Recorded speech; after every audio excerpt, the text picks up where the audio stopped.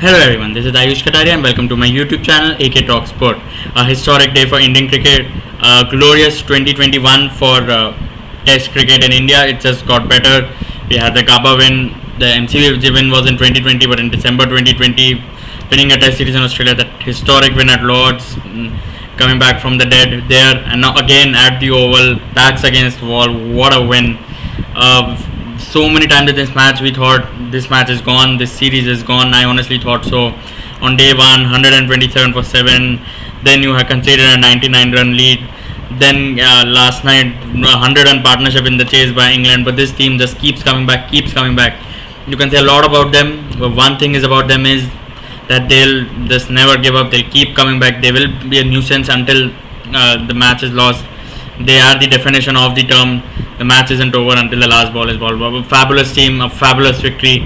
And yeah, let's discuss 5 reasons why India triumphed in this match. It will be unfair if we don't start with Virat Kohli as the reason why we won. His captaincy, with his team, and he just proved everyone wrong. We have to say that, we have to concede that. We all were critical of the decision to drop Ravichandran Ashwin. We all thought, and on an oval pitch, 4 paces, are they really needed? Are you playing without a premier off spinner, world number 2 bowler? What is Kohli doing? Why is he not playing? I disagreed. You can find my video on day 1. I disagreed with the decision, but I told you one thing, that it's not personal. It's nothing about Kohli likes this player, that player. It's never been about that. These are just murmurings that we hear. These are just some people just like to blow up such stories. That has never been the case. The real reason is that this is that 4 pacer combination plus an all-rounder is what the team management felt is the best combination to take the park and get the victory for Team India. And as things turn out, they were right, we weren't, we were wrong, and we have to admit that. There's nothing wrong in admitting that you were wrong, and it's time that we understand that those guys, first of all, they are on the ground, we are not. They see the pitch, they touch the pitch, we do not. They are the ones who play professional cricket. They are the ones who have been playing for years. Virat Kohli has been playing for 13 years. Ravi Shastri played for almost for more than a decade. Has commentated for so long. Been a coach for 6 years. These guys know cricket better than us. It's obviously we'll always have opinions. Nobody's ever right. They won't be always right. We won't be always right. But at the least we can do is not pass unfair judgments on why a decision is being made. There are cricketing reasons behind it. There was a valid cricketing reason behind it. And once, if you are wrong, it's no harm in giving the credit. If you are so vocal with your criticism even before you know what has happened, how the pitch is behaving, what the result of the match is, then you have to. And I am doing so. I am telling you guys that that they were right and they deserve the credit for it. Virat Kohli deserves the credit. He made the right selection calls. Ravindra Jadeja, people were making memes of him saying that Jadeja will be better against left-handers, but what he said in that statement was also that the rough that the paces will create will be on the offside of the left-hander, and that is what happened. But that line where the rough was that favored Jadeja better, he got that. It was a line which he bowls. Ashwin's line is different, and that rough turned out better for him. And he was able to spin it. Obviously, it was a very good angle to spin it into the left-hander, but also a good angle to spin it outside from the right-hander, and he got Hamid's wicket. Jadeja, for some reason, in this Ashwin debate, as I said, it's just been harsh on Ashwin. Ashwin is the world's, as the rankings say, second best bowler, the world's best off-spinner, one of the greatest ever Indian Test cricketers. It's unfair, but so is Jadeja. And in this Ashwin narrative, Jadeja has been disrespected a lot. He's the world's best all-rounder. He is a brilliant bowler in his own reckoning. This series is not great wickets because those pitches haven't had anything but the spinners, and that just justifies India's decision of not playing another spinner on it, playing 4 fast bowlers. And he has barely bowled. He was getting 4-5 over spells. Kohli was just using him as a breather, and he was barely getting into his rhythm. Today he got into his rhythm, and you saw him getting wickets. He got 4 wickets in a whole, important wickets. He should have had more today. Dropped catch, a close DRS call. So yeah, give a credit to Virat Kohli, the captaincy. On the last day, the field placings, the bowling changes, the decision not to take that second new ball after the 80th over Shardul Thakur, but he bought Shardul Thakur ball into the attack, did with the old ball and getting Joe Root's wicket. So yeah, Virat Kohli's captaincy was exemplary. I can just say, he deserves. Obviously, we'll always criticize. It is a game of opinions, and constructive criticism is good. It happens in every sport. That is what sport is about. Sport without debates, without narratives, is nothing. Without fans discussing, without journalists discussing. So fair enough. Yeah, we'll always have our opinion, but I will say that there's always cricketing reason behind it. Debate it with cricketing. We should debate it with cricketing rational. And Virat Kohli, yeah, we're talking about factually. We're talking about this is not a debate. We're factually talking about India's greatest ever Test captain now. So yeah, credit to him. Great captaincy, and the main reason why we primed here. Second reason behind the victory, Shardul Thakur. For me, he was a man of the match. I don't know how he did not get it. No disrespect to Rohit Sharma, he's my next point. But Shardul Thakur getting this 250s. At first 50, India were dead and out of the game, 127 for 7. Just completely, not just the runs he added, the way he did it, the fastest 50 ever on this ground in Test cricket. He just completely swung the momentum in India's favour. And we, despite being 191 all out, came into, as England came to bat, we were very confident. And we had that air of that we had belief because of that innings. Then we got those 3 wickets on day 3. That was very important in India winning. We'll get to it. And then again another half century in the second innings. That was important for India to build such a huge target. India at that point weren't safe, especially on this pitch when he walked out to bat with Rishabh Pant. It was still only a 200 odd lead. So the 250s and then getting big wickets. Got the wicket of Ollie Pope, who won 82 in the first innings, bowled him. And then in the second innings he took 2 very very important wickets. First of all, Rory Burns, that was 100. England were 100 for nil. Yeah, they got all out for 200 something, but they were 100 for nil. It was a very different game at that time, and then he just came into the attack and got Rory Burns' his wicket, and it was a brilliant delivery. Then getting Joe Root, man in form, the best batsman England has. He has been in constant trouble getting his wicket. 2 very very important wickets. I don't know how he's not got the man of the match, but he was my man of the match. I think he was the most important person. If you have to categorize them individually, which is not a right thing to do in a team sport, and so Shardul should have got man of the match. I think for me he was a man of the match even at Gaba. Pant got it there, but I think Shardul, he got a couple of wickets in the first innings and he got a 4 wicket haul there. Siraj got all the attention for 5 wicket haul, but Shardul had taken 4 also, and Shardul had so Shardul had that 4 wicket haul. Then he had got that very important half century too. So at the Gaba, he didn't get the man of the match there too. Again there also with the bat, he had rescued India from a dead situation. So I don't know how he's going to go to match, but he's such an important player for India now. He's such a weird player to analyze. You don't know what's it with him. Sometimes he with the bat, he doesn't look like he'll be a batsman who will get to 50s after 50s. He has played 4 Test matches, 3 actually if you look at it, because 1 he got injured after 10 balls. So he's batted in Test cricket about 4 times and he's got 3 half centuries. He doesn't kind of look like that sort of batsman who can look like that. But then when he starts playing shots, it's just so glorious to see, and it's so weird. His first class average is 16, but he's just an outlier on the international level. His bowling doesn't have that much of pace. Yeah, he gets the ball to move, but at that pace you'll see that players should be able to handle that. Sometimes he goes for a lot of runs. He did in that first innings. In even limited overs we have seen that, but he gets wickets and gets important wickets. Balls preacher of deliveries. such an unorthodox player, such a weird player to analyze, to understand, but he is what it is. As I said, credit, run from it, Shardul Thakur will arrive. Next up, Rohit Sharma, a brilliant 127. What a knock! Finally getting his first overseas Test century, and I'm so happy for him to be able to do that. And I'm happy for him because he's another player. I talked about players proving me wrong. I did not think he'll make it as an opener in Test cricket. Forget being overseas in home conditions. Again, home he got runs. I thought in English conditions with the Duke's ball swinging, he won't be able to do that. But he's been so good. And that century is just a fitting role, not for a great knock he played today, for the whole series since Australia, the way he has batted, he has been brilliant. Looked so assured, looked a completely different player to what we saw like few years ago in Test cricket.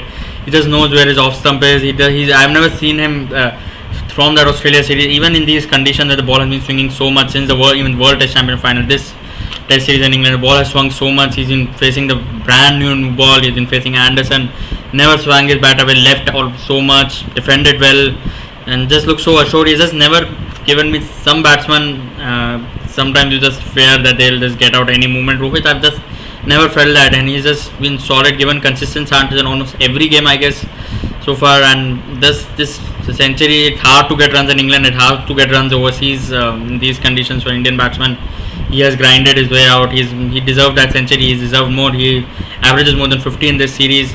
Since 2019, he has been India's best Test batsman. Since coming into that Australia third Test match at SCG, which was India's first Test match in 2021, was his first match overseas, and since then he has been India's best batsman. And that I'm just happy for him. And what a crucial moment that century came at. Yes, India got 466. Yes, almost everyone got runs, but Rohit got 127. He made it big, and that was gave India the platform to give other players a cushion to play with. Until he got out, India already had a healthy lead of about 160 odd. So that was very important, and he got it in tough. Like even the pitch had flattened out, but when he was batting, there was a complete cloud cover, so it was not easy. It's never easy. India were trailing by 99. Remember, it seems a while ago now. It seems like it was a completely different game. And trailing by 99 trail is a big number, and Rohit has completely vanished. Not only managed that trail, but and credit to KL Rahul for that too.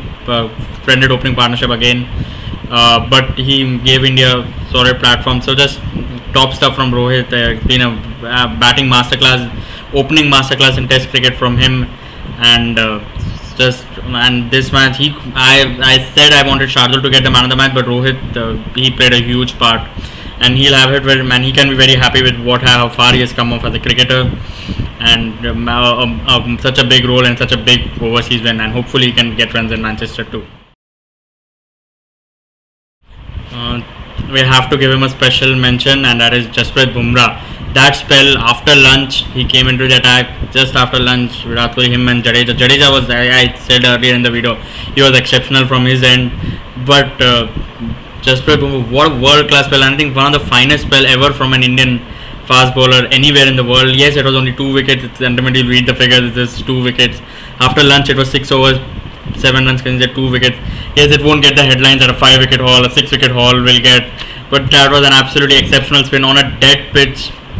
He found reverse swing, and those deliveries to Ollie Pop and this Johnny Baird. So just absolutely exceptional to Pop. It was just pitched just on a good length and came back in, bowled him. And Bairstow, he was not at the movement at the time, and he just completely rattled his stumps with a Yorker. This was Jasprit Bumrah at his best, world class. He's a marvel. What a player India have, and that was just absolutely terrific fast bowling that India have. Just as I said, India have a gem on their hands. And Bumrah, when the team needed the most, it was, as I said, a dead. It was all, there was nothing happening on the pitch. No other pacer really found anything. Siraj just before lunch found a bit of movement, but it was not what Jasprit Bumrah managed to get. But that is why he's Jasprit Bumrah. That is why he's the best in the world. These players make the best pacers. They don't need the pitch to assist them. They make it happen regardless. And just he has been accepted. India has won a lot of overseas test matches. We've won, and especially in the Sena countries, South Africa, England. We have not won in New Zealand, South Africa, England, Australia.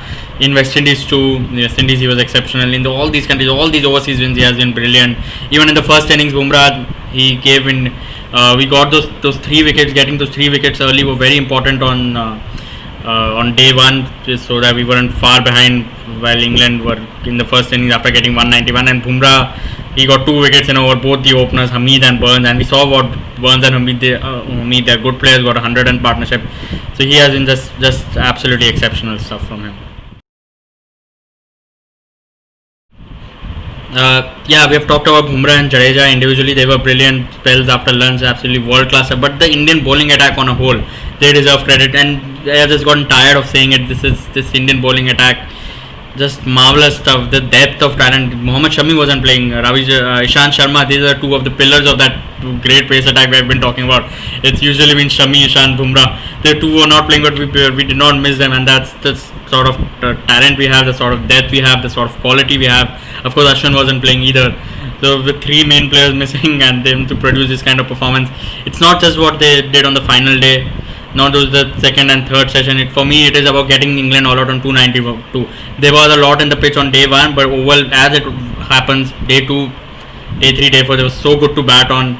England had the best conditions to bat on day 2, but now look at it. India got 466. For Indian, the bowlers to bowl them out for 292. For the lead to be it was big, but the bowlers couldn't do anything about the fact that the batsman failed to deliver. The lead just 99, just 292 for England. That was game changing stuff. Bowlers, every one of them credit. Umesh Yadav playing a competitive game after I guess for the first time since the Boxing Day Test match. Yeah, he did not play a Test match after that. He did not play a game in the IPL. Just the discipline, the brilliant bowling. He got Joe Root's wicket in the first inning, getting 3 wickets over here. Throughout the match, his line's length were exceptional. Yeah, Shardul Thakur, we have talked about him. We have talked about Siraj. Did his job. A bit of an off game for him as the wickets conceded, but his line length discipline was there. And yeah, this 292 and then the second innings. Okay, second and third session we completely annihilated them. The bowlers, 5 wickets in the second session, and then we finished the job in third session. First session minus us, 2 wickets went to follow him. The third session was a bit disappointing. We went into 77 for 0, 100 and partnership, but that was a very important part because the key on this pitch where there was not a lot for the bowlers. I tweeted this also that before last night when England came out to bat, the key was to dry up the runs. It was still 366. It's not easy to do it on the last day, and you don't want a team to get confidence. So when wickets are not coming, you need to dry up the runs. That's what India did. They dried up the runs in that session. First session of the day, only 52 runs England managed to make. They lost 2 wickets, but those 2 wickets came out of like desperation. Burns got a great delivery, but that run out, England was struggling for runs. They were looking for quick runs, and that produced a run out. Hamid, the catch was dropped off him, but he stifled for runs, tried to go for a shot. So yeah, that made a big difference. By the end of that first session, England were not as close to victory as they were at the start of it, and somewhere they would have started thinking whether we need to play for a draw now, and that change of mindset plays a big role. And on a fifth day, it's never easy. Pressure is always there on the batsman. It is very very hard to chase scores. I think even chasing 220, 230 scores past that, it's hard on a final day. Chasing 300 is hard. 360 is very hard. You just don't need teams to get a head start. And the Indian bowlers managed ensure that England did not get that. And this shows how special India's Gaba victory was, because chasing these scores on the final day is not easy. The way India managed to do it at Gaba, this just reinstates that point how special that victory was. But that was an exception. Even India won't do it always, and so yeah. But it was credit to the Indian bowlers on this pitch. They could have easily lost the plot, but did not. Confidence, quality, great captaincy from Virat Kohli. The field settings are brilliant. That leg side trap that he set that ensured that England, even if the wickets took time to come, especially in that first session, if that trap it produced a wicket of Chris Wokes later, but it ensured that the runs were dried up because the fielders were there where they were needed. Exceptional field placing, exceptional planning. Credit to the bowlers, to the team management for made the right plans, and yeah, just a brilliant victory for India. And these are my views on why India won the game. Do you think other factors played part? What do you think was the key of these reasons? Do you think any other reasons were there? Comment your thoughts. Like, share, subscribe, press the notification button. Thank you for watching. Bye bye.